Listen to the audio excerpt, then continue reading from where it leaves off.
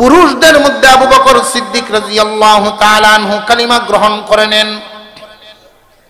কিন্তু যখন দাওয়াতটা দেন, এই দাওয়াত দেওয়ার আরো 5 বছর আগে আবু বকর সিদ্দিক রাদিয়াল্লাহু তাআলা আনহু শাম দেশে গিয়েছিলেন ব্যবসার কাজে। তাঁবুর ভিতরে ঘুমাইছেন, স্বপ্নে দেখেন আসমানের চাঁদ ছিঁড়ে পড়ে গেছে, জমিনের টুকরা টুকরা হয়ে এক একটা টুকরা মক্কার ঘরে ঘরে গিয়ে ঢুকতেছে। আবু বকর সিদ্দিক রাদিয়াল্লাহু তাআলা আনহু ঘুম থেকে উঠেই পেরেশান হয়ে গেলেন। তাওরাতের এক আলেমের কাছে গিয়া বলেন, হুজুর, আজীব একখান স্বপ্ন দেখেছি, এটার ব্যাখ্যা আমাকে দিন। হুজুর, আমি স্বপ্নে দেখলাম আসমানের চাঁদ ছিঁড়ে পড়ে গেছে, জমিনের টুকরা টুকরা হয়ে গেছে, পূর্ণিমার চাঁদ টুকরা টুকরা হয়ে মক্কার ঘরে ঘরে ঢুকিয়া যাইতেছে। তাওরাতের আলেম বলেন, তোমার নাম কি বাবা? যে আমার নাম আবু বকর। উনি জানায়া দিলেন, শেষ নবী এবং শ্রেষ্ঠ নবী তোমাদের মক্কা নগরীতে আগমন করবে, আর সর্বপ্রথম তুমি তার হাত ধরে কালিমা গ্রহণ করবা। দেখছেন 5 বছর আগে আবু বকর সিদ্দিক রাদিয়াল্লাহু তাআলা আনহু এই স্বপ্ন আপন বিবির কাছেও বলেন নাই, কারোর কাছেই বলেন নাই। আপনার আমার পয়গম্বর যেই দিন দাওয়াত দেন আবু বকর সিদ্দিক রাদিয়াল্লাহু তাআলা আনহুর কাছে, আবু বকর, আল্লাহ আমাকে নবুয়ত দিয়েছেন, কালিমার দায়িত্ব দিয়েছেন, এই দাওয়াত দিলাম, গ্রহণ করো। আবু বকর সিদ্দিক রাদিয়াল্লাহু তাআলা আনহু মনে মনে সিদ্ধান্ত নিয়েছেন, তুমি নবী হওয়ার যোগ্য ভাই। কারণ একসাথে বড় হইলাম, জীবনে কোনোদিন যার মুখে স্লিপ কেটেও মিথ্যা কথা শুনি নাই। তোমার আচরণ সম্পর্কে আমার ধারণা আছে, শ্রেষ্ঠ নবী এবং শেষ নবী হওয়ার যোগ্য তুমি। মনে মনে সিদ্ধান্ত নিয়েছেন গ্রহণ করবেন। কিন্তু আল্লাহর পয়গম্বরকে বলেন, মুহাম্মদ, আপনি যে শেষ নবী, আল্লাহ নবুয়তি দিয়েছেন, এই নবুয়তের দলিল কি? আপনি যে নবী, এই নবুয়তের দলিল দিন, তাহলেই আমি কালিমা গ্রহণ করে নিব, কোনো প্রশ্ন আর করব না। হুজুর আকরাম সাল্লাল্লাহু আলাইহি ওয়াসাল্লাম জানায়া দিলেন, দোস্ত, 5 বছর আগের শাম দেশে দেখা সেই স্বপ্ন হলো আমার নবুয়তের দলিল। আবু বকর সিদ্দিক রাদিয়াল্লাহু তাআলা আনহু আর দেরি করেন নাই, হাত বাড়ায়া দিলেন, হাত ধরে ফেললেন।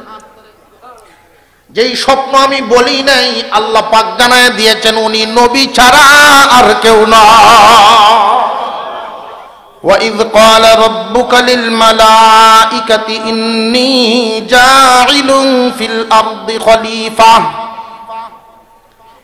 আল্লাহ পাক রব্বুল আলামিন মানব জাতিকে খলিফা বানাইয়া দুনিয়াতে প্রেরণ করেছেন। জান এবং মাল আল্লাহ যাকে যেই পরিমাণ ইচ্ছা সেই পরিমাণ দান করেছেন। কাউকে কম দিয়েছেন, কাউকে বেশি দিয়েছেন। এই জান মাল মানুষে পাইয়া, জান এবং মাল ব্যয় করিয়া কেউ জাহান্নামে চলে যায়, কেউ আবার জান্নাতি হয়ে যায়। ফেরেশতারা একটা কথা বলেছিলেন, প্রভু, আমরাই তো আপনাকে সেজদা দেই, আমরাই তো আপনার নামের তাসবিহ পড়ি, আমরাই তো নামাজ পড়ি, আমরাই তো আপনার এই জমিনকে পবিত্র রাখি।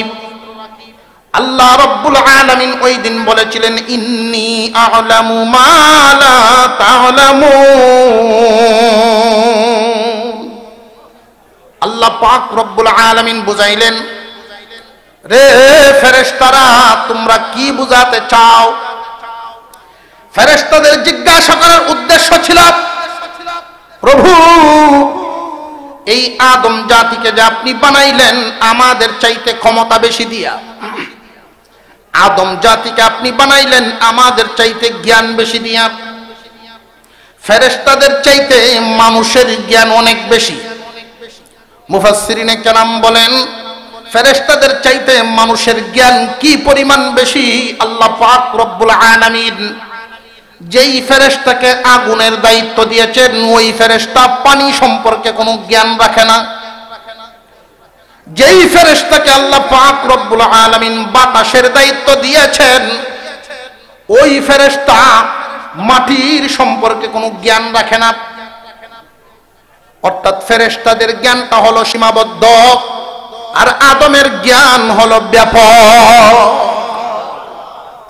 জ্ঞানের দিক থেকে ফেরেশতার চাইতে আদম কি দুর্বল না সবল? মহান মাওলাই করিম জ্ঞান দিলেন বাড়াইয়া, চলার জন্য দিলেন স্বাধীনতা, কিন্তু ফেরেশতাদেরকে এই স্বাধীনতা দেন নাই। পৃথিবীর জমিনে কোন সৃষ্টিকে এই স্বাধীনতা দেন নাই। লক্ষ্য করে দেখবেন, মানব জাতি লক্ষ্য করে দেখবেন, আম গাছকে আল্লাহ পাক হুকুম দিয়েছেন আম ধরার জন্য, জীবনে কোনোদিন কাঁঠাল ধরবে না। এই দিক দিয়ে তো আমরা আরেক মাহফিলের সমান জায়গা রয়েছে, আরেক প্যান্ডেলের সমান এই দিক দিয়ে জায়গা রয়েছে।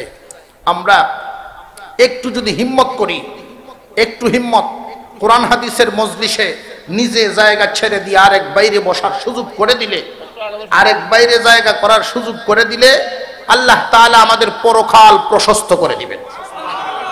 আমরা চাই কি চাই না আমাদের পরকাল প্রশস্ত হোক? আমরা কারা কারা চাই? হাত তুললে না, লরিয়া লরিয়া হাত তুললে, জাগাত বই হাত তুললে লাভ রাখি, লরেন লরিয়া লরিয়া বুঝাইতাম, লরিয়া লরিয়া বুঝাইতাম যে আমি চাই ইনশাআল্লাহ তাআলা। পিছনে ভাইরা এদিক দিয়ে অনেক জায়গা রয়েছে, আপনারা একটু সামনের দিকে আগায়া বসেন। আমরা প্রত্যেকে একটু জৈমে জৈমে বসি, একটু প্রত্যেকেই জমে জমে বসি। লা ইলাহা, জিকিরের সাথে লা ইলাহা, লা ইলাহা ইল্লাল্লাহ, লা ইলাহা। সামনে আগায়া, সামনের দিকে। লা ইলাহা ইল্লাল্লাহ, লা ইলাহা,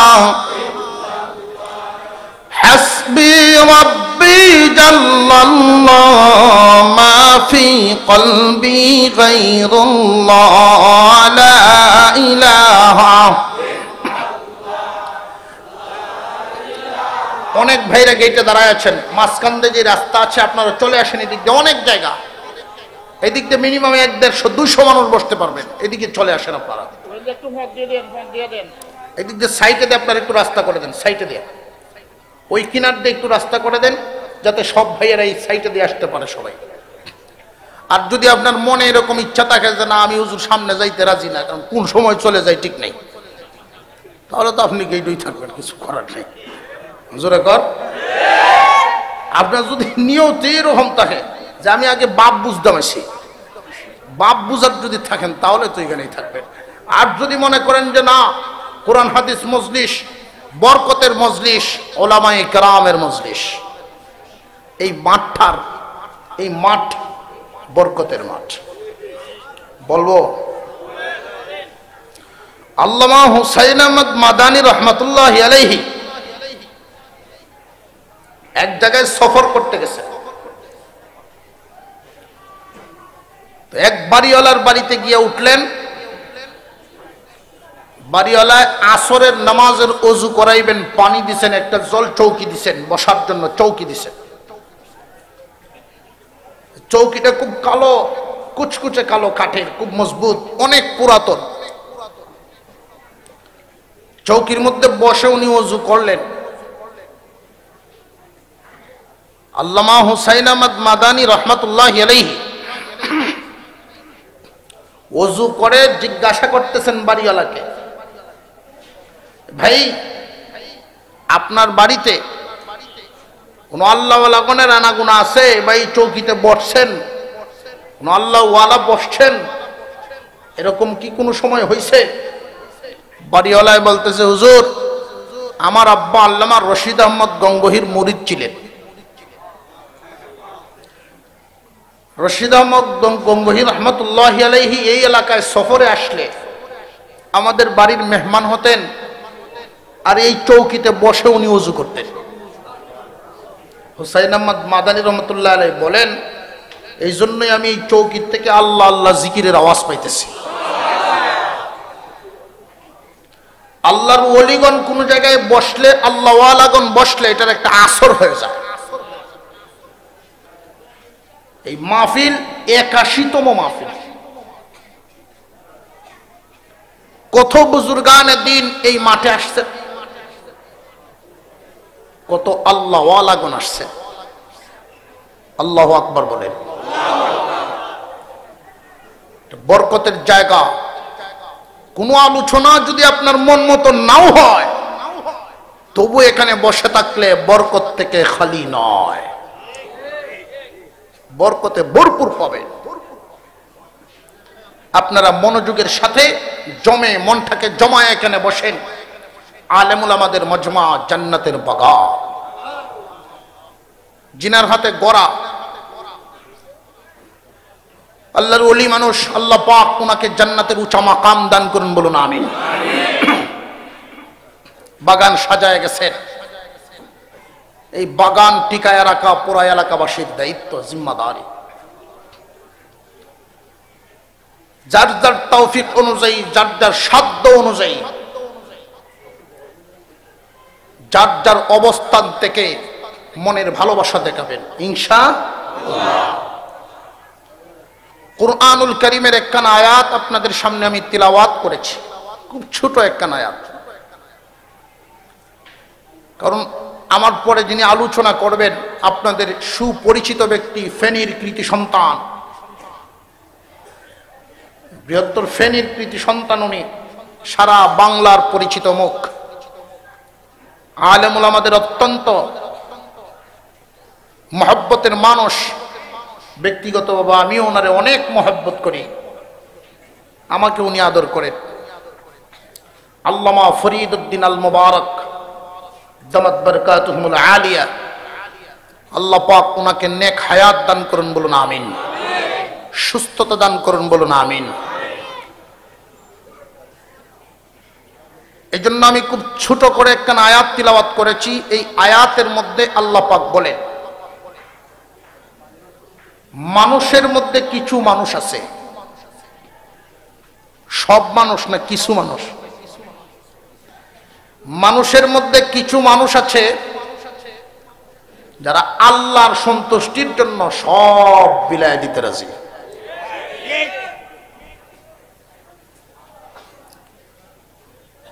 মনে করেন একদিকে রাখা হলো আল্লাহর সন্তুষ্টি, আর একদিকে দুনিয়ার সকল নিয়ামত।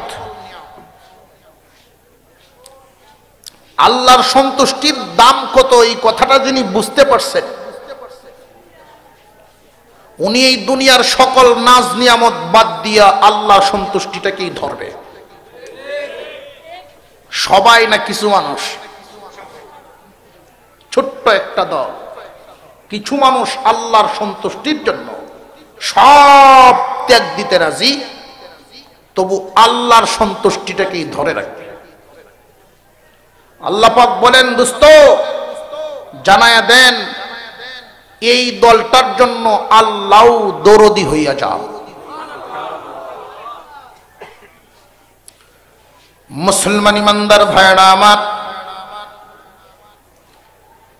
আল্লাহ পাক রব্বুল আলামিন কুরআনুল কারীমের বিভিন্ন জায়গায় ঘোষণা দিয়েছেন, আল্লাহকে পাওয়ার জন্য, আল্লাহর সন্তুষ্টির জন্য যার কুরবানিটা যত বড় হয়, তার উপরে মেহেরবানিও তত বড় হয়। এই যুগে যুগে বহু ইতিহাস আমাদের চোখের সামনে আছে। অনেক কম দামা মানুষকে তার গুণের কারণে আল্লাহ পাক অনেক দামি বানায়া দিছেন, অনেক দামি বানায়া দিছেন। সাইয়্যিদিনা আবু বকর সিদ্দিক রাদিয়াল্লাহু তাআলা আনহু তখনও ইসলাম গ্রহণ করেন নাই। আল্লাহর পয়গম্বর সর্বপ্রথম তার বন্ধুর কাছে দাওয়াত নিয়ে আসছেন। নবুয়ত প্রাপ্ত হওয়ার পরেই সাইয়্যিদিনা আবু বকরকে দাওয়াত দিলেন, মহিলাদের মধ্যে সর্বপ্রথম খাদিজাতুল কুবরা রাদিয়াল্লাহু আনহাকে দাওয়াত দিলেন। সর্বপ্রথম বন্ধুর মধ্যে সবচাইতে নিকটের বন্ধুকে দাওয়াত দিলেন, আর আপন বিবিকে দাওয়াত দিলেন। কারণ কি? যে একজন মানুষকে ভালো মন্দের সার্টিফিকেট যদি কোনো বন্ধু দেয়, এর চাইতে দামি সার্টিফিকেট নেই। কোন বন্ধু যদি বলেন আমার বন্ধু ভালো মানুষ, আসলে এই লোকটা ভালো মানুষ, কারণ বন্ধুর চাইতে বন্ধুর চরিত্র ভিন্ন কেউ বেশি জানে না। পক্ষান্তরে এদিক দিয়ে বিবি, মহিলাদের মধ্যে সর্বপ্রথম খাদিজাতুল কুবরা রাদিয়াল্লাহু আনহা কালিমা গ্রহণ করেন। পয়গম্বর আয়েশা বিবির কাছেই দাওয়াত দেন, কারণ বিবি যদি কালিমা গ্রহণ করেন, নবী হিসাবে স্বীকৃতি দেন, তাহলে সত্যিই বুঝতে হবে লোকটা ভালো মানুষ, নবী। কারণ বিবির কাছে সবাই ভালো হতে পারে না। আওয়াজে তো বোঝা যায় যে না, গন্ডগোল আছে।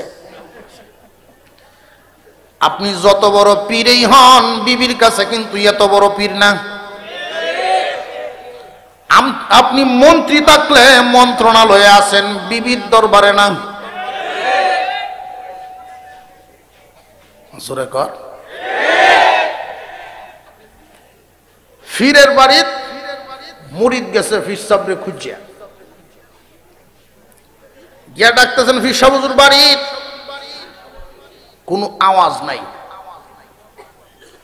আবার ডাক দিচ্ছেন ফির সাহ হুজুর বাড়ির,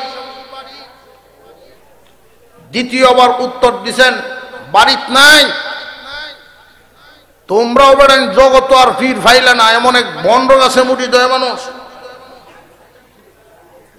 মুড়িদ করি বাবারে। ফির সাহেব হুজুরের বিবিজি কি কয়, আমার হুজুর কই গেছেন, কোন দেশে গেছে আমি জানি না, তবে আসুক আজকে বাড়ি, আমি জারু লইয়া বইছি। ফিরের মুড়িদে কয় আমি আর বেশিক্ষণ টিকলে মুশকিল আছে। ফির সাহেবরে খুঁজতে খুঁজতে গিয়া পাইছেন ফির সাহেব হুজুর আসতেছেন পাহাড়ি এলাকার থেকে, বাগরে গুড়া বানায় নিয়ে আসতেছেন। আর একটু জোরে কন্যা সোহান। আপনারা সুবহানাল্লাহর আওয়াজে বোঝা যায় এটা কোনো বিষয়ই না। বাগরে গুড়া বানানো এটা কোনো ব্যাপারই না। মানুষ যখন মানুষ হয়, ফেরেশতার চেয়ে দামি হয়। ওই যে একটু আগে বলছিলাম, ফেরেশতারা বলছিল আল্লাহ আমরাই তো আপনার সেজদা দেই, আমরাই তো আপনার নামে তাসবিহ পড়ি, আবার খলিফা কেন? ফেরেশতারা খলিফা শব্দের অর্থ ঠিকই বুঝছে। খলিফা কি হবে আর আদম জাত কি দিয়া বানাইছেন, ফেরেশতারা বুঝিয়াই তারা এই কথাটা বলছিল। আল্লাহ ওরা তো মারামারি করবে, কাটাকাটি করবে, ফিতনা ফাসাদ করবে, জমিন নাপাক করে দিবে। আমাদের চাইতে যোগ্যতাও বেশি, আবার স্বাধীন চেতা চলার অনুমতি। যোগ্যতা বেশি, স্বাধীনভাবে চলার অনুমতি। মারামারি ছাড়া ওরা কিছু করবে না। আল্লাহ পাক রব্বুল আলামিন এই জন্য কুরআনুল কারীমের আরেক আয়াতের মধ্যে ঘোষণা দেন, ওয়ালাকাদ কাররামনা বানি আদম। বনি আদমকে আল্লাহ পাক রব্বুল আলামিন শ্রেষ্ঠ মর্যাদার অধিকারী বলে ঘোষণা দেন। রে ফেরেশতারা, তোমাদের চাইতে জ্ঞান বেশি পাইয়া, স্বাধীনভাবে চলার অনুমতি পাইয়া, এরপরেও গুনাহ করে না, আমি আল্লাহরে যদি সেজদা দেয়, তাহলে তোমরা ফেরেশতার চাইতে ওই আদমের সেজদায় আমি আল্লাহ মজা বেশি পাই। আদম স্বাধীনভাবে চলার ক্ষমতা রাখে, জ্ঞান বুদ্ধি যোগ্যতাও তোমাদের চাইতে বেশি রাখে। এরপরেও এই আদম জাতি যখন নিজের কাছে নিজেকে মালিক মনে করে না, প্রতিনিধি মনে করে, জানমালের মালিক আল্লাহকেই মনে করে, আল্লাহর মর্জি মাফিক জান চালায়, মাল চালায়, আমাকে সেজদা দেয়, আমার হুকুম মতে জীবন যাপন করে, ফেরেশতারা রে আমি তোমাদের চাইতে ওই আদমের ইজ্জত সম্মান বাড়াইয়া দেই। এই জন্য বলি মানুষ যদি মানুষ হয় ফেরেশতার চেয়েও দামি হয়। বাগরে গুড়া বানায় লিয়ে আইছে, মুড়িতে দেখে বলে হুজুর আপনার বাহিরে এত সুন্দর অবস্থা, এত দখল, এত ক্ষমতা, তো গড়ের অবস্থা তো খুব আওলা। হিসেবে জিজ্ঞেন তুমি বোন বাড়িতে গেছিলাম আমার খুঁজছিয়া? হুজুর গেছিলাম। এই জন্যই তো তোমরা মাদ্রাসাত খুঁজবা, আমার বাসাত যাও কেন? বাসাত কেন যাও? হুজুর গড়ের এই অবস্থা। তোমারে মারছে কি? হুজুর কিছুক্ষণ থাকলে মনে হয় মায়ের কপালে আছে। আপনার মতো একজন লোক এরকম এক বিবি লইয়া সংসার করেন? হুজুর বলেন বিবি বদলাইলে তো মাত্র 1 মিনিট লাগে। কয় মিনিট? এর বেশি লাগবো? তো আমি যদি সারি, এই বিবি আরেক মুমিন ভাই গ্রহণ করবে, এই গজব তার উপরে কে নাজিল হইব। এটা আছে আমার উপরে তাও। আর আমি যে সবর করি তারে নিয়ে, সবর করি ঘরে, আল্লাহ পাক বদলা দেন আমারে বাইরে। বাঘ যে গুড়া হয় ফুস মানে এটা এমনে না। সবর করি ঘরে, বদলা দেন বাইরে। বিবি যদি একটা কথা বলেন হুট করে ধরে লানো, এটার নাম বুজুর্গি না। আল্লামা আশরাফ আলী থানভীর দরবারে, আশরাফ আলী থানভী রহমতুল্লাহ আলাইহির দরবারে এক মুরিদ বলতেছেন হুজুর আমার বিবি বাচ্চা আমার সামনে ভয়ে দাঁড়াইতেই পারে না, কথাও বলতে পারে না। হুজুর বলছিলেন তুমি কি বাঘ নাকি? বিবি তোমার সামনে দাঁড়াবে না তো দাঁড়াইব কি দেওরের সামনে? তোমার সামনে দাঁড়াবে না তো দাঁড়াবে কি বাসুরের সামনে? বাচ্চা তোমার খুলে আসবে না তো যাবে অন্য মানুষের খুলে। তোমার কাছে যদি আচার আচরণ এরকম হয় বাঘের মতো, তুমি যদি বাঘের বাপ ধরো, বিবিও তো বাঘিনীর বাপ ধরো। আর একটু জোরে কর। আল্লাহর রাসূল সাল্লাল্লাহু আলাইহি ওয়াসাল্লাম সর্বপ্রথম দাওয়াত দিলেন মহিলাদের মধ্যে বিবি। কারণ বিবি যদি বলে আমার স্বামী সত্যিকারের একজন মানুষ, তাহলে সকল মহিলারা বুঝবে বিবি কইছে, আমরা আর কোনো আপত্তি থাকার কথা না। বিবির কাছে বুজুর্গ বড় কঠিন। সারা দেশের মানুষ তোমার কাছে মুরিদ হয়, তুমি কি এর ফিট দিয়া, কি এর ফিট? তুমি তো কোনো কেরামতি দেখাও না। তুমি তো আর আমার পীর মানলা না। সকালে দেখছি একজন পীর সব বাতাসে উড়ে গেছে, আমরা সকালে ঘরের উপর দিয়া, উনি আমি আসলাম। তুমি আসলা? হ্যাঁ, এই জন্যই কোমরটা একটু বাঁকা আছে দেখছি।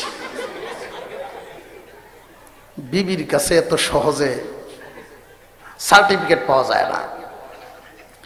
হুজুর আকরাম সাল্লাল্লাহু আলাইহি ওয়াসাল্লাম যেই মাত্র নবুয়তের ঘোষণা দেন, আপন বিবি সবার আগেই তো গ্রহণ করেন সকল মহিলাদের মধ্যে। পুরুষদের মধ্যে আবু বকর সিদ্দিক রাদিয়াল্লাহু তাআলা আনহু কালিমা গ্রহণ করে নেন।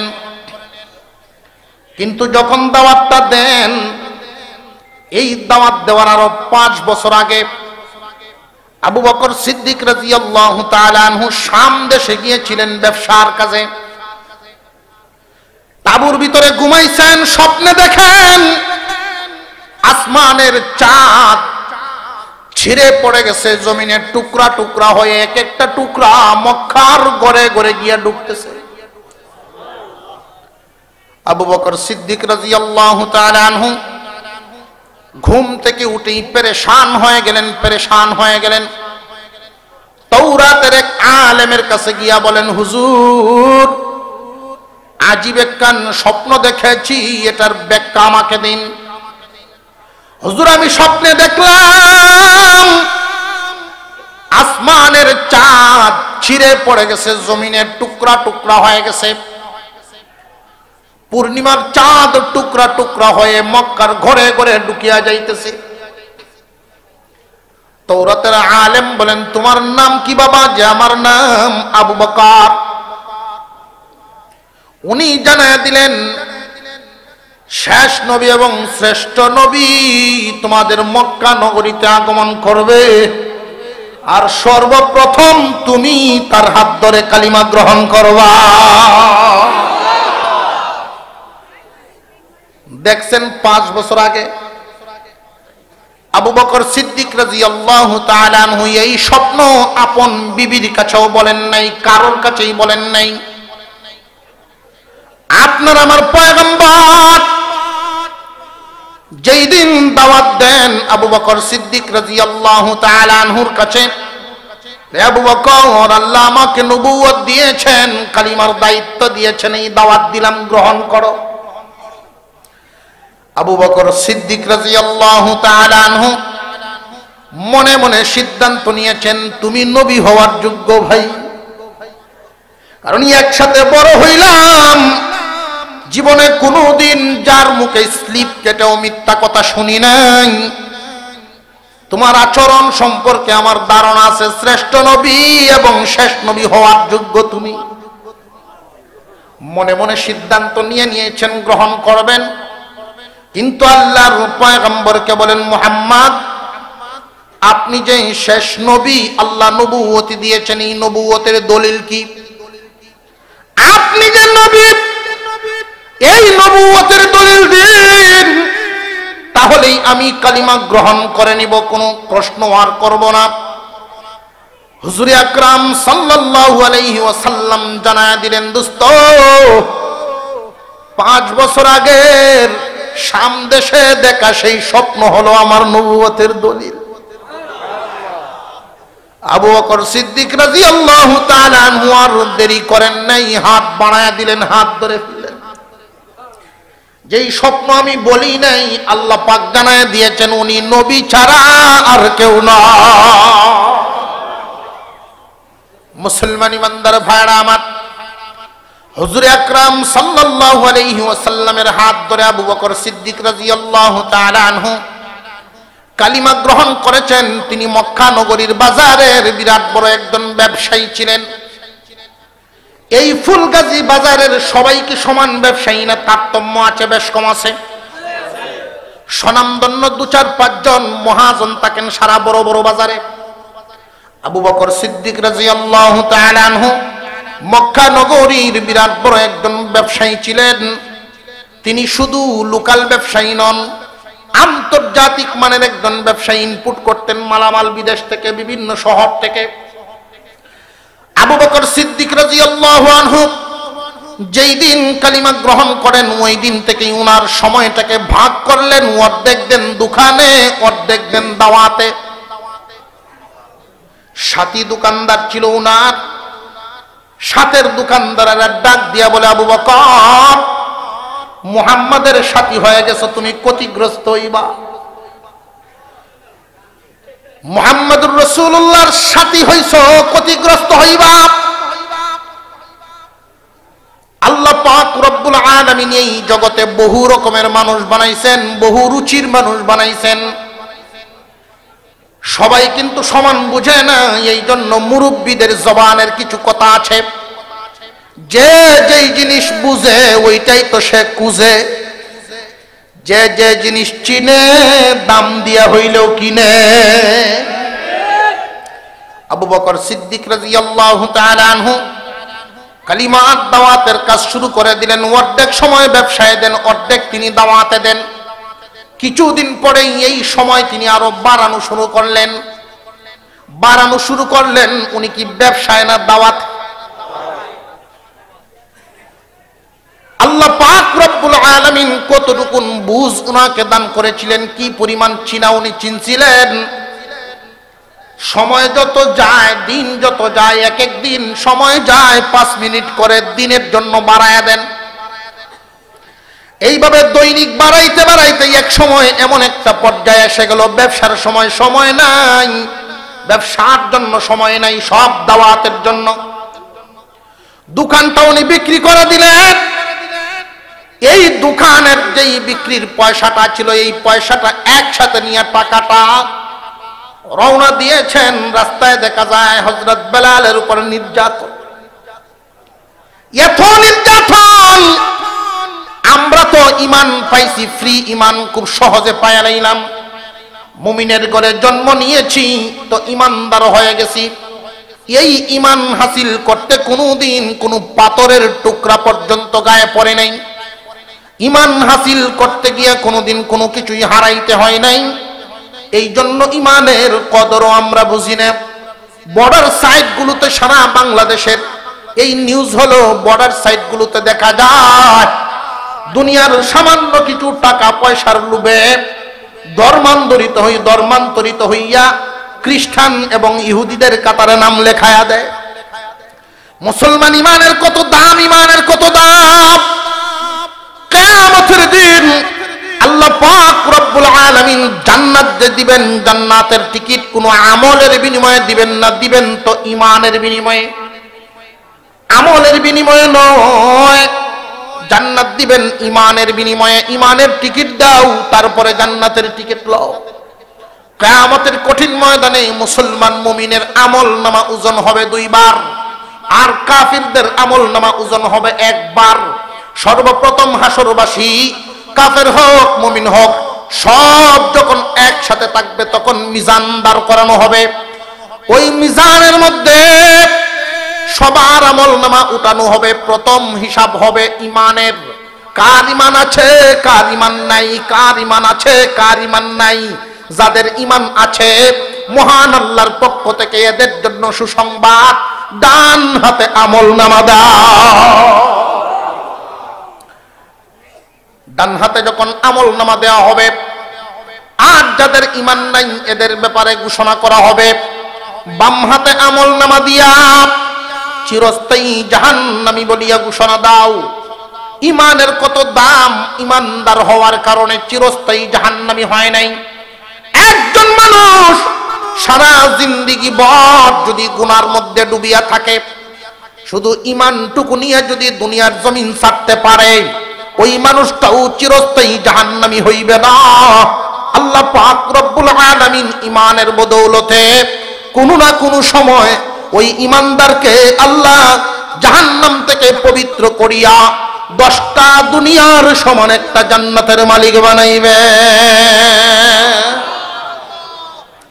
মুসলমান ইমানদার ভাইরা আমার, আল্লাহ পাক রব্বুল আলামিন সর্বপ্রথম ঘোষণা দিবেন ইমানের ওজন দাও, কার ইমান আছে কার ইমান নাই। যাদের ইমান থাকবে ডান হাতে আমল নামা দেওয়া হবে। ডান হাতে আমল নামা পাইয়া খুশি হইয়া ঘোষণা দিতে থাকবে, রে হাসরবাসীরা তাকায়া দেখো, আমাকে আল্লাহ ডান হাতে আমল নামা দিয়েছেন, চিরস্থায়ী জাহান্নামীর থেকে নাম মুছে গেছে। আমি চিরস্থায়ী জাহান্নামী নই। একদল চিরস্থায়ী জাহান্নামী যাদের ইমান নাই, আর একদল চিরস্থায়ী জাহান্নামী নয় যাদের ইমান আছে। দ্বিতীয়বার যখন ওজন দেওয়া হবে তখনই হবে আমলের ওজন, নেকি বদির ওজন হবে তখন, যার অপরাধ যেই পরিমাণ সাজাও ভুগবে সেই পরিমাণ। মুসলমান ইমানদার ভাইরা আমার, তাফসীরের কিতাবের মধ্যে বলা হয় মুসলমান 3 প্রকার। মুসলমান কয় প্রকার? আর একটু জোরে কোন। মুসলমান হলো 3 প্রকার। এক প্রকার মুসলমান হলো গুনাহগার মুসলমান, আরেক প্রকার মুসলমান হলো পরহেজগার মুসলমান, আরেক প্রকার মুসলমান হইল আল্লাহর ওলি মুসলমান। গুনাহগার মুসলমান, পরহেজগার মুসলমান, আল্লাহর ওলি মুসলমান। এ গুনাহগার মুসলমান আর পরহেজগার মুসলমান, ওলি মুসলমান, আমি শুধু পার্থক্যটা বুঝাবো কে কোন ধরনের, তখন আমরা হিসাব করব আমি কোন কাতারে। গুনাহগার মুসলমান, পরহেজগার মুসলমান, ওলি মুসলমান। মুসলমান কয় প্রকার? আওয়াজ দিয়া বলেন, আরো জোরে। জোর হইছে না? শক্ত আছে। মুসলমান মুসলমান 3 প্রকার।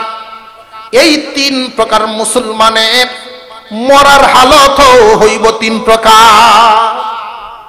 গুনাহগার মুসলমানের মৃত্যুর হালত হবে একরকম, পরহেজগার মুসলমানের মৃত্যুর হালত হবে একরকম, ওলি মুসলমানের মৃত্যুর হালতও হবে আরেক রকম।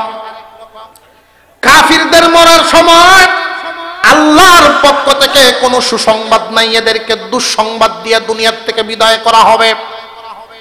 আর মুসলমান যারা আছেন, তিন প্রকারের মুসলমান, এই তিন প্রকারের মুসলমানের জন্য তিন প্রকারের সুসংবাদ থাকবে।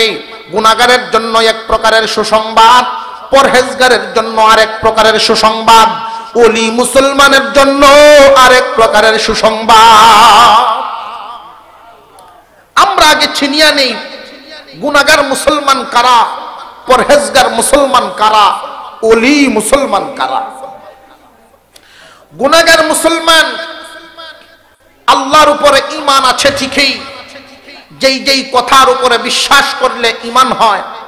আমরা তো দাবি করি ভাই 92 থেকে 95 ভাগ মুসলমানের দেশ, দাবি করিনি না, করি না? আর একটু জোরে কর। কিন্তু আসলে 92 থেকে 95 ভাগ মুসলমানের দেশ এটা নয়। 92 থেকে 95 ভাগ হইলে মুমিনের দেশ হইতে পারে, মুসলিমের দেশ নয়। মুমিন আর মুসলিমের মধ্যে বেশ কম আছে। মুমিন শব্দের অর্থ বিশ্বাসী, মুসলিম শব্দের অর্থ হলো আত্মসমর্পণকারী। মুমিন শব্দের অর্থ বিশ্বাসী, মুসলিম শব্দের অর্থ আত্মসমর্পণকারী। আপনারা কি মনে করেন, আমরা সবাই যদি আত্মসমর্পণকারী হই তাহলে আমাদের চলাফেরার কোনো স্বাধীনতা আছে না? আল্লাহর মর্জি মাফিক। যারা আল্লাহর মর্জি মাফিক চলে নিজেদেরকে আত্মসমর্পণকারী মনে করতে পারে। আমরা আল্লাহর মর্জি মাফিক চলতে পারি না, চলি নিজের মতে। কথা বুঝে আসতেছে? আল্লাহ আছেন না নাই? কুরআনুল কারীম যে আল্লাহর কিতাবেতে কোনো সন্দেহ আছে নাকি? কুরআনুল কারীমে কিছু আয়াত সত্য, কিছু ভুলও আছে। আরো জোরে। কুরআনুল কারীমের ভিতরে একটা নকতাও ভুল নাই। আরো জোরে। কোরআন যে সত্য এতে কোনো সন্দেহ আছে নাকি? ফেরেশতা আছে না নাই? যদিও দেখি না, তবে আল্লাহর ফেরেশতা আছে। তকদিরের ভালো মন্দ কার পক্ষ থেকে? কিয়ামতের দিন আল্লাহর সামনে দাঁড়াতে হবে। এই কথাগুলোর উপরে আমাদের বিশ্বাস আছে না নাই? এই কথাগুলোর উপরে বিশ্বাস করার নাম হইল ঈমান, এই অনুযায়ী আমল করার নাম হইল ইসলাম। বিশ্বাস করার নাম হইল ঈমান, আমল করার নাম হইল ইসলাম। যে নাকি বিশ্বাস করে তারে মুমিন বলে, যে ইসলামের উপরে চলে তারই মুসলিম বলে। মুসলমান ভাইয়েরা আমার, গুনাহগার মুসলমান আল্লাহ পাক রব্বুল আলামিনকে বিশ্বাস করে, আল্লাহর আইন বিশ্বাস করে, নামাজ বিশ্বাস করে, রোজা বিশ্বাস করে, হজ বিশ্বাস করে, যাকাত বিশ্বাস করে, আল্লাহ পাকের সমস্ত আইন বিশ্বাস করে, নবীর বাণী বিশ্বাস করে, কিন্তু আমলের ক্ষেত্রে পরিপূর্ণ নয়। সুযোগ পাইলে সুদও খায়, সুযোগ পাইলে ঘুষও খায়, এমন মুসলিম আছে না? না, এদেরকে বলে গুনাহগার মুসলমান। মুসলমান কয় প্রকার? প্রথম আমরা চিনলাম এরা হইল গুনাহগার মুসলমান। আল্লাহর আইন সবকিছু মানে, ইসলামকে মন প্রাণে ভালোবাসে, পছন্দ করে। কিন্তু দুঃখের বিষয় খুব ভালো করে বুঝবেন, আমাদের এই বাংলাদেশে এমন কিছু মানুষ আছে মুসলমানের ঘরে জন্মগ্রহণ করেছে, কিন্তু ইসলাম তার ভালো লাগে না। মুসলমানের সন্তান কিন্তু ইসলামের বিরুদ্ধে অবস্থান নেয়। ওই মানুষগুলো যদিও দাবি করে ইমানদার মুসলমান, ওরা মুসলমান নয়। মুসলমান ভাইয়ারা আমার, আল্লাহর পয়গম্বর শিখায়া দিয়েছেন, রাদিতু বিল্লাহি রাব্বা ওয়া বিল ইসলামি দীনা ওয়া বি মুহাম্মাদিন রাসূলা। আল্লাহর মতো একজন মালিক পায় আমি খুশি, আল্লাহর মতো একজন মুনিব পাই আমরা খুশি না বেজার? এর চাইতে আরো 12 কোন মালিক আছে নাকি? এর চাইতে ভালো, এর চাইতে দরদি, এর চাইতে দয়াবান কোন মালিক আরো আছে নাকি? আল্লাহ পাক রব্বুল আলামিন এমন দয়াবান, বান্দাকে নিজ কুদরতি হাত লাগায়া বানাইছেন। বান্দাকে দুনিয়াতে পাঠাইবার আগেই বান্দার উপযোগী সব ব্যবস্থা করে রাখছে। এই এলাকায় একজন সন্তান জন্মগ্রহণ করবে, সন্তান দুনিয়াতে আসে নাই, সন্তান এখনো মার গর্ভে আছে, কিন্তু সন্তানের যা যা প্রয়োজন, আল্লাহর বান্দার যা যা প্রয়োজন সব আগেই পাঠায়া দেন। বাচ্চাটা দুনিয়াতে ভূমিষ্ঠ হওয়ার পরে তার কাপড় চোপড় কি ফ্যাক্টরিতে আনতে হয় না, ফুলগাজি দোকানেই পাওয়া যায়। ফেরেশতা খাদিমের মাধ্যমে মহান মাওলাই কারীম তার ব্যবহারের কাপড়গুলো এই দোকানে উঠায়া রাখছে। বান্দা এখনো দুনিয়াতে আসে নাই, বান্দার রিজিক সব আল্লাহ ব্যবস্থা করে রেখেছেন। উনি হলেন আপনার মালিক। জবান খুলে আল্লাহর নাম উচ্চারণ করেন, বলেন আল্লাহু আকবার, আল্লাহু আকবার। আল্লাহ পাক রব্বুল আলামিন এমন একজন মালিক আমাদের আল্লাহ। আল্লাহর মতো মালিক পাই আমরা খুশি না বেজার? এই জন্য নবীজি শিখাইছেন, রাদিতু বিল্লাহি রাব্বা ওয়া বিল ইসলামি দীনা।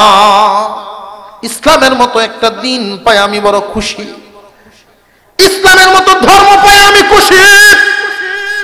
কিন্তু অনেক কপাল পোড়া মুসলমান, আদম শুমারিতে যদি ওরা মুসলিম গণ্য, কিন্তু আল্লাহর নজরে ওরা মুসলমান নয়, যারা ইসলামের বিরুদ্ধে যায়।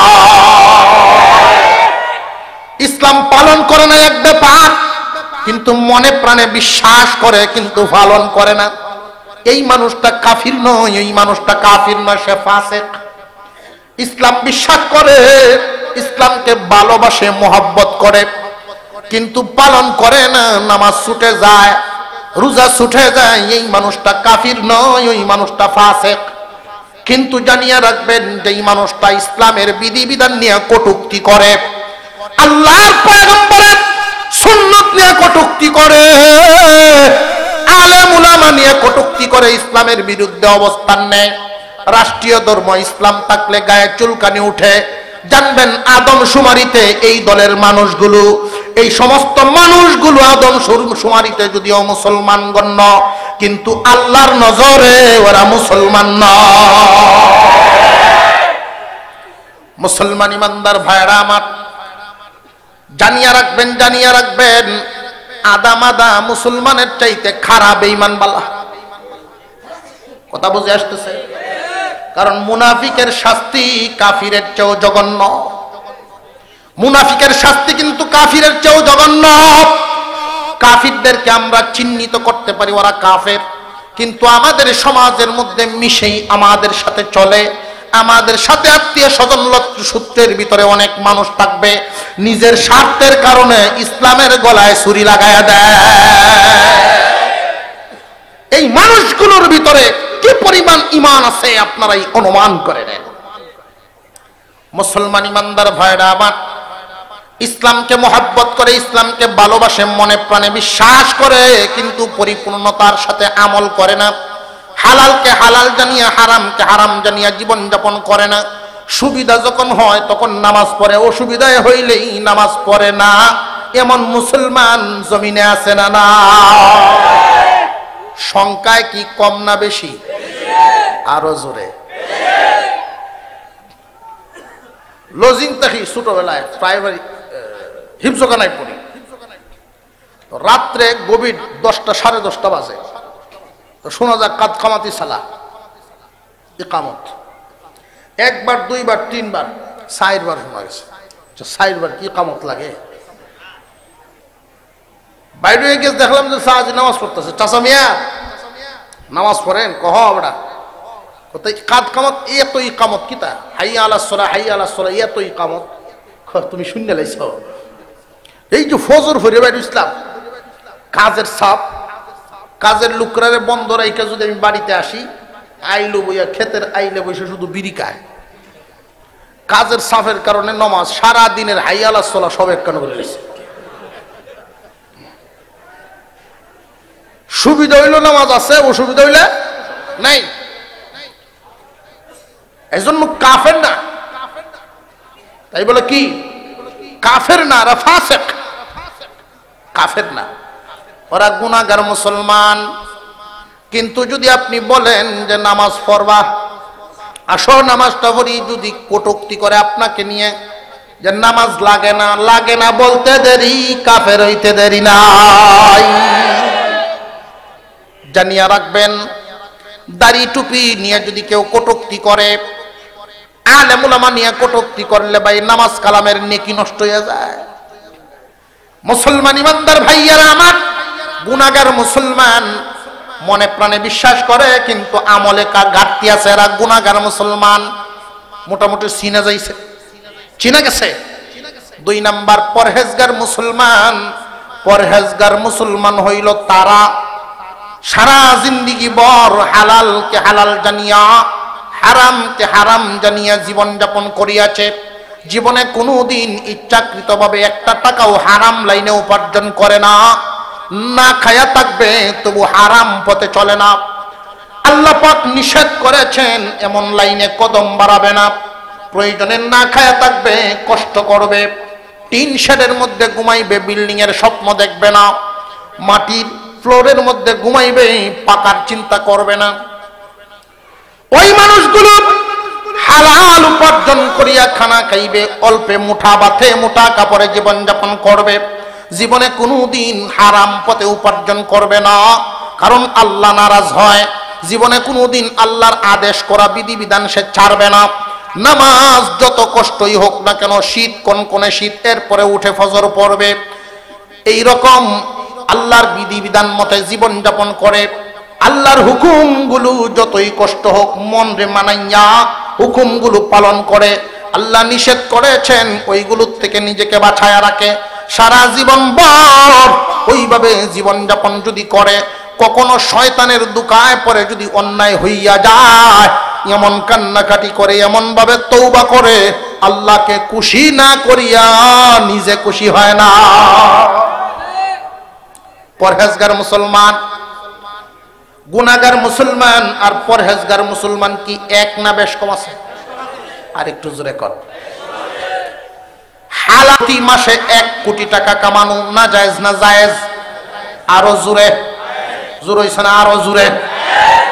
একজন মানুষ ব্যবসা করেন, তিনি প্রতি মাসে সুযোগ পাইছেন হালাল পথে 1 কোটি টাকা ইনকাম করা, জায়েজ না না জায়েজ? কিন্তু হারাম পথে 5 টাকাও, আর একটু জোরে, হালাল পথে প্রতি মাসে যদি 5 কোটিও কামান, জায়েজ আছে? পরহেজগারি থাকবো, অসুবিধা হইতো না। হালাল পথে যেই পরিমাণ ইচ্ছা করেন কোনো অসুবিধা নাই, আল্লাহর অনুমতি আছে। কিন্তু হারাম পথে 1 টাকাও কামাতে পারবেন না, অনুমতি নেই। গুনাহগার মুসলমান হালাল হারাম চিনে না, সব এক কানো মিশাইলায়। আর পরহেজগার মুসলমান জীবনে কোনোদিন হালাল হারাম এক করবে না, আলাদা রাখবে।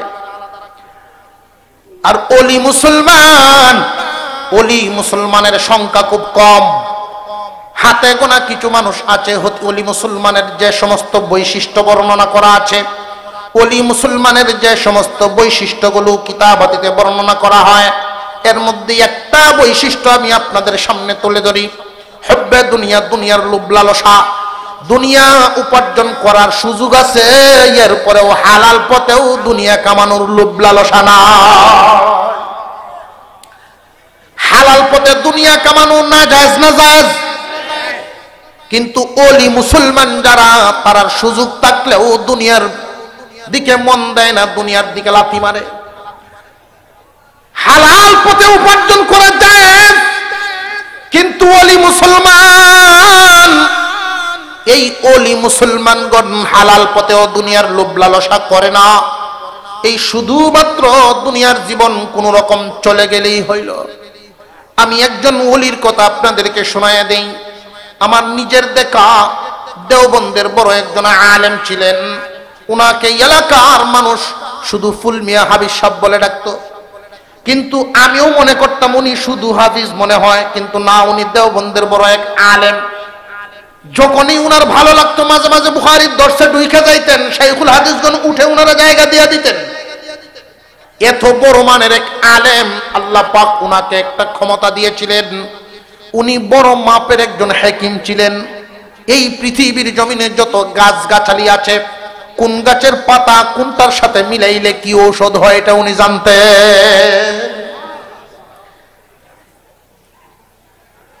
আমাদের মাদ্রাসার এক মুহতামিম সাহেব লন্ডনে থাকতেন। উনি দেশে আইসা, বুড়া মানুষ, মজার কথা, বুড়া মানুষ হুজুরের সাথে সাক্ষাৎ, আমি আর একটা বিয়া করতাম। দ্বিতীয় বিয়ের কথা শুনলে হুজুর খুব খুশি হইতেন। এই ছিল উনার অভ্যাস। দাড়িওয়ালা কোন ছাত্র যদি ওনার সাথে মুসাফা করতে যাইত, উনি বলতেন বিয়া করছো কিনা, যদি বলছে বিয়া করছি না তো মুসাফা নাই। আল্লাহু আকবার। সাহাবায়ে কেরামের নমুনা ওনার মধ্যে পাওয়া যাইত।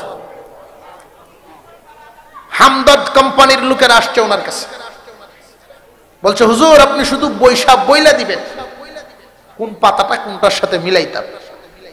উনি এত বড় একজন হাকিম, আমাদের মতো সব আসছেন, এসে বলছেন যে আমি একটা বিবাহ করব। বয়স এই সময় 80-র কাছাকাছি, 78 বয়স।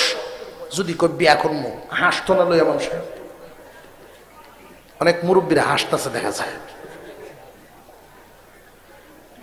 হুজুর খুব খুশি হয়েছেন, বলছেন যে আমি মাত্র 2টা ট্যাবলেট বানায় দিব, 22 বছরের যুবক হয়ে যাবে।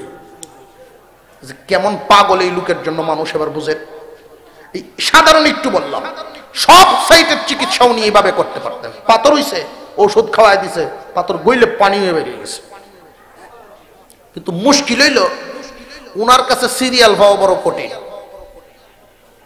সিরিয়াল হওয়াই বড় কঠিন। উনি একদিন ঔষধ বিক্রি করলে এই টাকা শেষ হওয়ার আগ পর্যন্ত দ্বিতীয় কাস্টমারের সিরিয়াল নেই। হামদর্দ কোম্পানির অফার দিল 1.5 লাখ টাকা বেতন দিব, একটা দৌড়ানি দিছি নেতারা।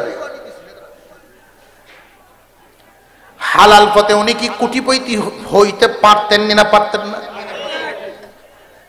কিন্তু আল্লাহর ওলি মুসলমান,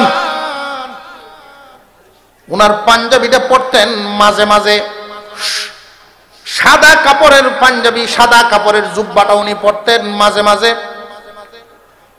নীল কাপড় দিয়েও তালি দিছে মিলে।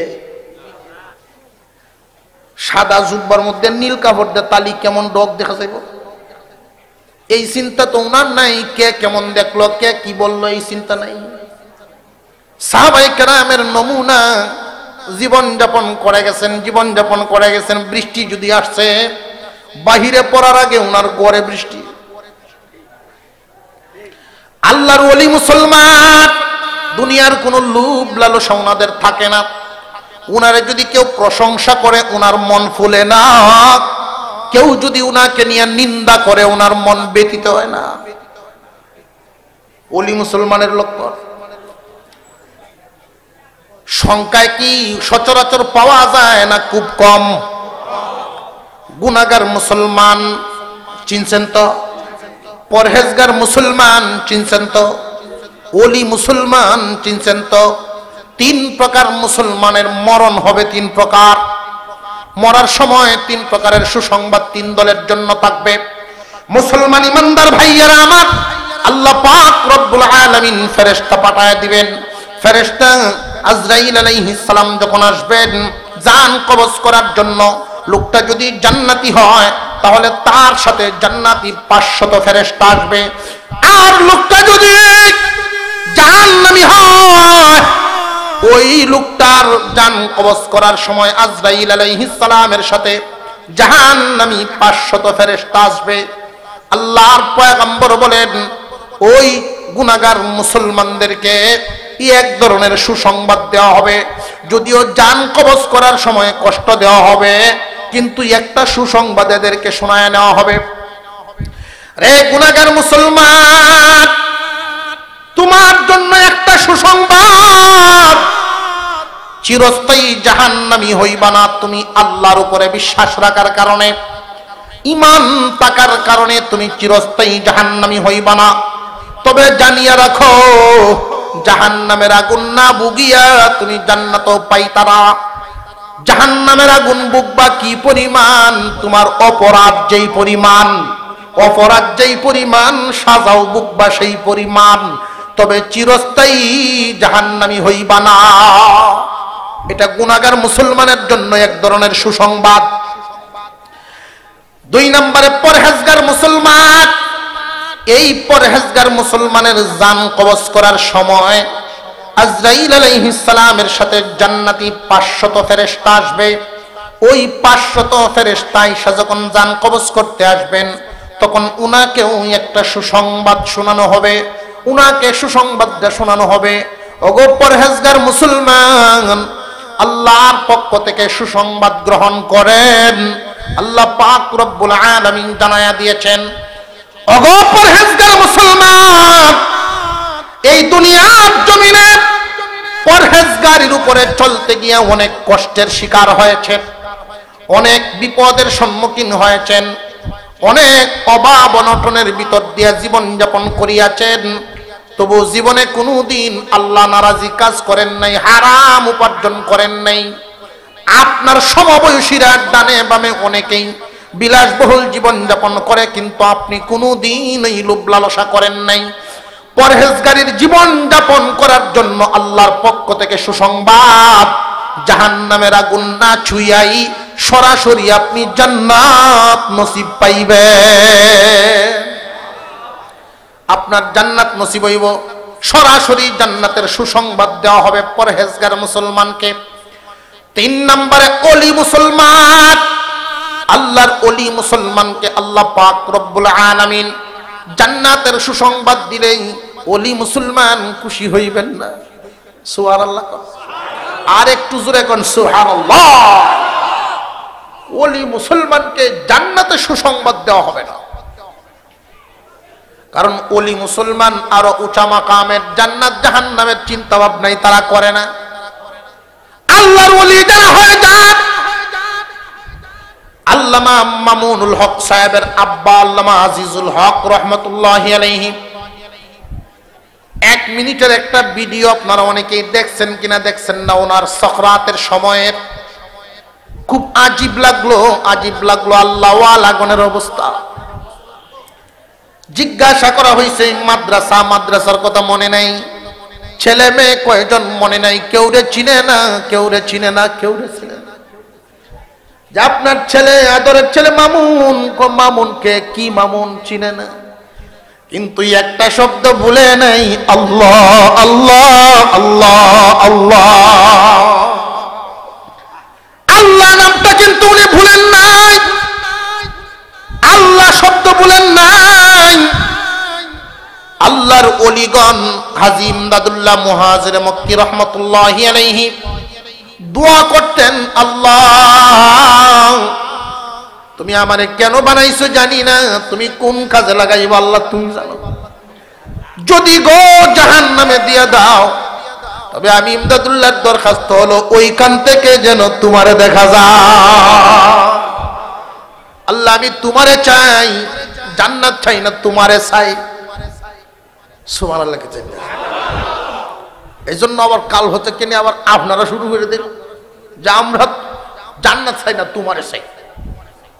আপনারা আবার এই দোয়া করেন, দেখেন সাবধান, আমরা তার মাপ কাটিতে বেশ কম আছে না নাই। এক বেটা বিয়ে করছে, খুব সুন্দরী, সাংঘাতিক সুন্দরী, মা বাবার পছন্দের মহিলা, খুব সুন্দরী বিবাহ করছে। বিবি সাহেব বাড়িতে গেছে, ফোন দিল যে তুমি আইসা পড়ো আগামীকালকে বিকালে।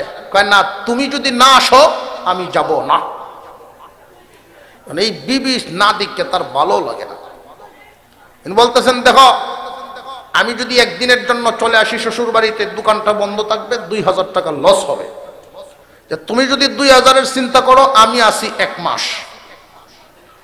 এখন সুন্দরী বউ এই কথা বলছে, দোকান বন্ধ কেন, 2000 কেন, 20,000 লস হইলেও বিবি জ্ঞান বনি নামতো না। আর একটু জোরে কর। আরেকবারের বউ কালো কুটকুটে, কুসকুসা কালা, পছন্দ না। তখন এই বিটির কথা শুনিয়া দেখছে যে তুমি না আইলে আমি যাইতাম না। এই কথা শোনার পরেই দেখা যায় দোকান বন্ধ করে স্বামী আয় ভরছে, তাহলে আমিও আমার জামাইয়ের সাথে এই কথাই করব। তার জামাই যখন ফোন দিছে আমার নেওয়া, তুমি আসবা না, যে তুমি আইসা যদি নেওতে যাব, তুমি যদি না আসো আমি যাব না। জামাই কয় আল্লাহ আমারে বাঁচাইছে, তুই নাইলে বালা। কথা বুঝাইতেছে? দুইটা কি সমান? আপনারা জ্ঞানী আবার এই দোয়া শুরু করে দেন, আল্লাহ জান্নাত চাই না। আমরা দরজা তাদের দরজা সমান নয়, এই জন্য অবস্থাও কিন্তু সমান না। আল্লাহর ওলিগণকে আল্লাহ পাক ইন্তেকালের সময় একটা সুসংবাদ দিবেন। কিসের সুসংবাদ? ইয়া আইয়াতুহান নাফসুল মুতমাইন্নাহ ইরজিই ইলা রাব্বিকি রাদিয়াতাম মারদিয়া ফাদখুলি ফি ইবাদি ওয়াদখুলি জান্নাতি। জান্নাতের 500 ফেরেশতা যে আসবেন, তারা এই আয়াত তিলাওয়াত করবেন উঁচা উঁচা আওয়াজে। এই আয়াত পড়তে থাকবেন আর উনাকে শোনাইতে থাকবেন, উনি শুনতে থাকবেন, জান্নাতটা দেখাইতে থাকবে। আর কানের মধ্যে সুসংবাদ দেওয়া হবে, আল্লাহ পাক রব্বুল আলামিন আমাদেরকে পাঠাইছেন, চলেন চলেন হে প্রশান্ত হৃদয়, প্রশান্ত রূহ, প্রশান্ত আত্মা, তুমি বাহির হয়ে যাও। কোথায় যাব? ইলা রাব্বিকি রাদিয়াতাম মারদিয়া, আল্লাহর দিকে যাইবা এমত অবস্থায় আল্লাহ তোমার প্রতি খুশি, তুমিও আল্লাহর প্রতি খুশি। এমন হালতে তুমি বাহির হইবা, আল্লাহর সাথে দেখা হইব। আল্লাহর ওলিগণ জান্নাতের সুসংবাদ পাইয়া এত খুশি নয়, যখন বলবে আল্লাহর দিদার নসিব হবে, তখন বান্দার মন খুশি হইয়া বাহির হইয়া যায়। পরহেজগার মুসলমান, অলি মুসলমান সরাসরি আল্লাহর দিদার নসিবের সংবাদ পাওয়া গেল। আর পরহেজগার মুসলমান সরাসরি জান্নাতের সুসংবাদ পাওয়া গেল। বাকি রইলাম আমরা যারা গুনাহগার মুসলমান, মাঝে মাঝে অনেক আমলের ঘাটতি হয়ে যায়, এমন আছে না নাই?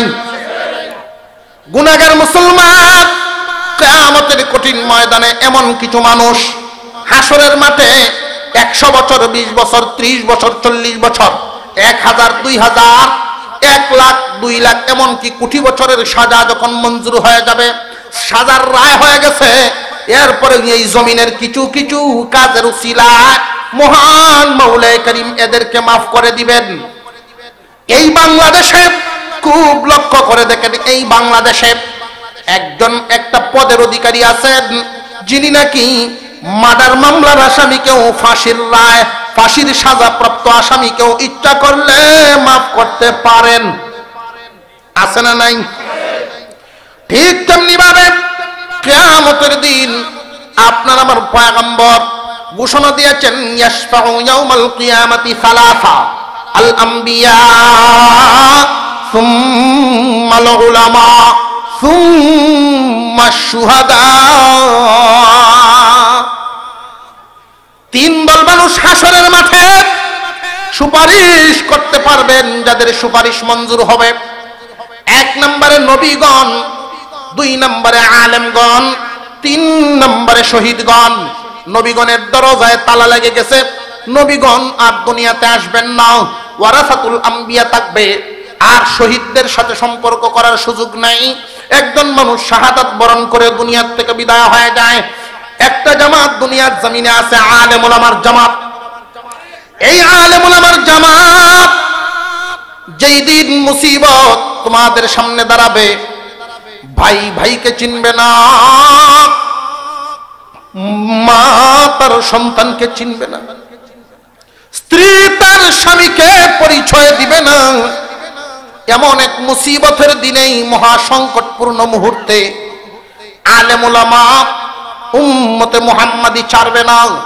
আলেম ওলামা কিন্তু আমাদের সঙ্গ ছাড়বে না।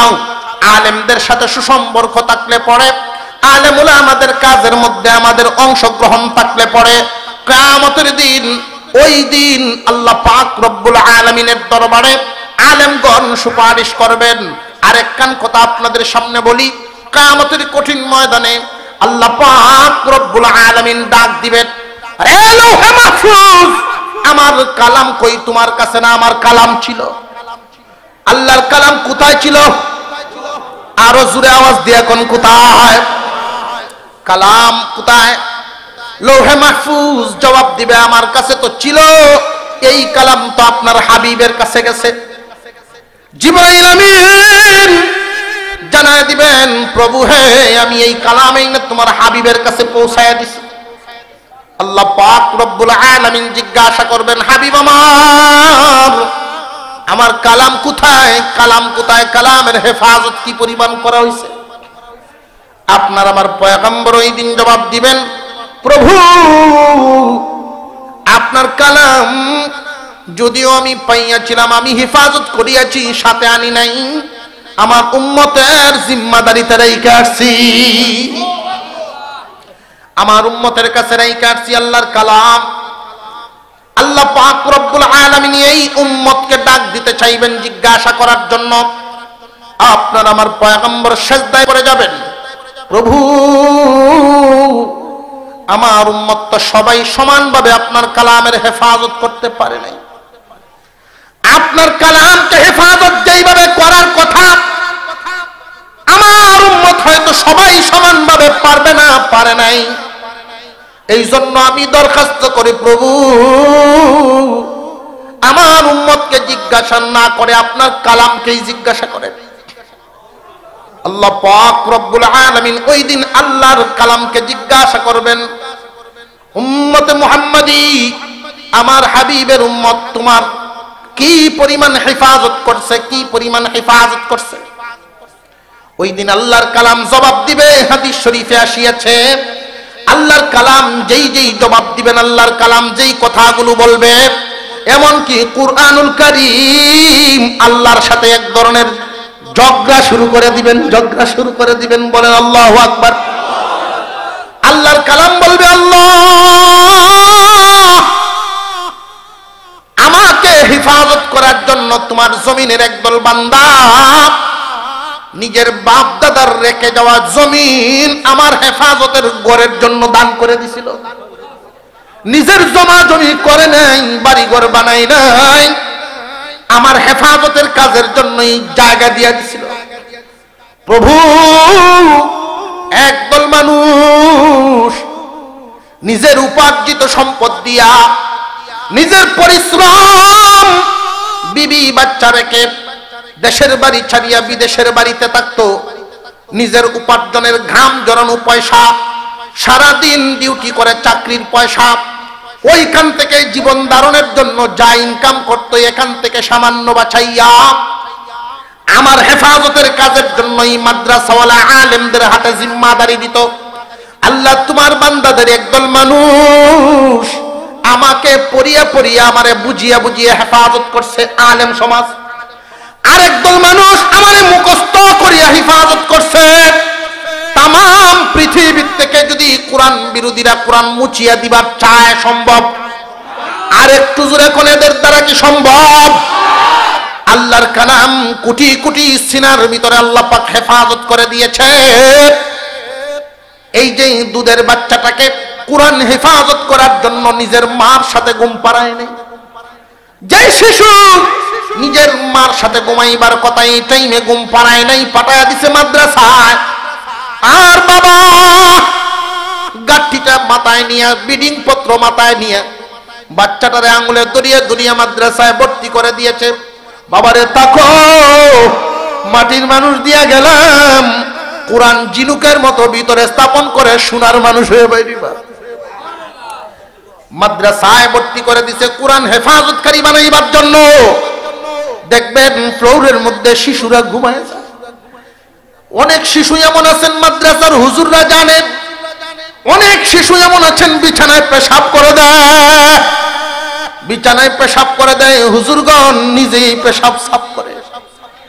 আল্লাহর কালাম ওই দিন বলবে, আল্লাহ একদল মানুষ আমারে মুখস্থ করে আমার হেফাজত করছে, আর একদল মানুষ আমারে বুঝিয়া মুখস্থ করিয়া ব্যাখ্যা বিশ্লেষণ জানিয়া বুঝিয়া হেফাজত করছে, আর একদল মানুষ আমার বিরুদ্ধে কথা বললে জমিনে স্লোগান দিত।